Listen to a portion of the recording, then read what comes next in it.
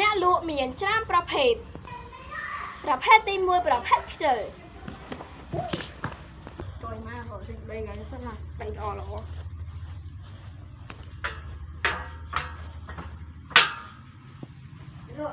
ចាំដៃមហាត់នឹងមែនទេបាទអូនមកលក់អូនមកអត់មកជើលក់ដីនឹងគុំដួ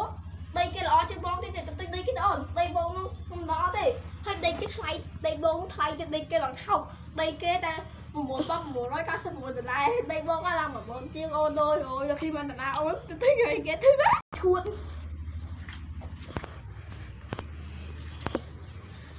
អីឈួតចឹង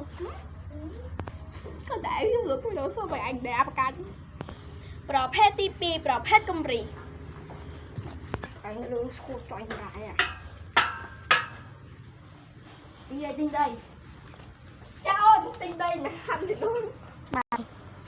អីដីមកហាត់បានអូនមកហាត់10000អូនទៅទិញមកហាត់នេះអូនមកហាត់អត់មកដល់អូនមិនតែមកកេរ៉េហាត់កេរ៉េមិនអូនទៅអូនបញ្យល់អូននេះមកកេរ៉េប៉ុណ្នេះអូនទៅ1000មកទេ$10000ប៉ុណ្ណាអូនហ៎$10000អូនហើយ1000មួយខ្មែរដែរដីទូចគាត់អាចថ្ងៃមួយទៅលុយគេបានទេទុំអាចមកវត្តបានម៉ែវិញម៉ែអូន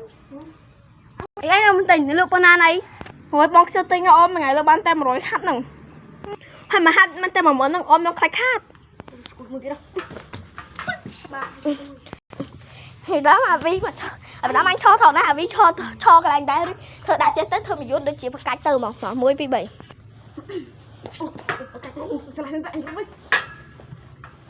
ប្រភេទទី3ប្រភេទកំពូលថែមទិញបាយសិនណាដូចទៅនោះ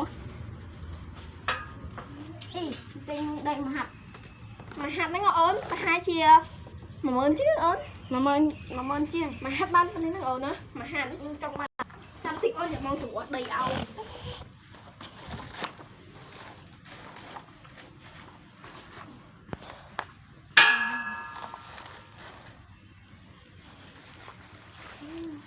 បានទៅនេះអូនណាខ្ញុំ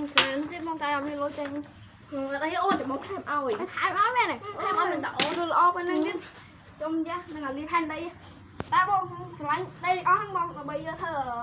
រោងចក្រអីមួយណាអូនឯងចង់ធ្វើផ្ទះឬរោងចក្រអីមួយអូនអត់អីអូនយកទាំងអស់ហក់មកទៅធ្វើដូចក្នុងបងមិនតអូនបងមិនដឹងហ្នឹងលក់ចឹងចំណេញដែរថ្ងៃអូនចំណេញដែរទៅស្អីមកបាត់ទេតើអូនធ្វើដូចក្នុងបង